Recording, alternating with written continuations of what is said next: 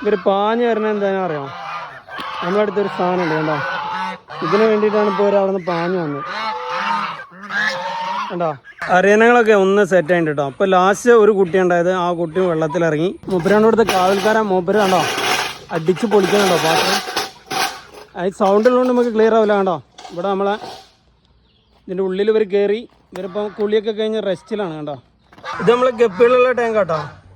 ഇതിലേക്ക് ഇപ്പോൾ ഇവർ കയറി.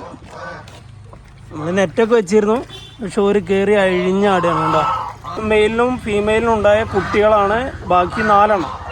അതിൽ 3 എണ്ണം കഴിഞ്ഞ പ്രാവശ്യം ഉണ്ടായി, 1 ഈ പ്രാവശ്യം ഉണ്ടായി. 1 നല്ല ചെറുത് കണ്ടോ, ഒരു ക്യൂട്ട് കുട്ടി കണ്ടോ. അതാണ് ഇപ്പം ഉണ്ടായത് കണ്ടോ. മൂപ്പരിതാ ഇതാണ് ചെറുത്, ബാക്കി എല്ലാവരും വലുതാണ്. ഒരു നല്ല അടിച്ച് പൊളിച്ച് ലാവിഷായിട്ട് കഴിയാട്ടാ. ഇവരതിലേക്ക് ഇറക്കി വിടാനുള്ള കാരണമുണ്ട്. കാരണം ഇത് ഷീറ്റില്ലേ, ഈ ഷീറ്റിൻ്റെ ഇടയിൽ ഇന്നാൾ പൊക്കിയപ്പോൾ ഒരു പാമ്പുണ്ടായിരുന്നു. പാമ്പിന് നല്ലൊരു കുഴപ്പമില്ലാത്തൊരു അണലുണ്ടായിരുന്നു.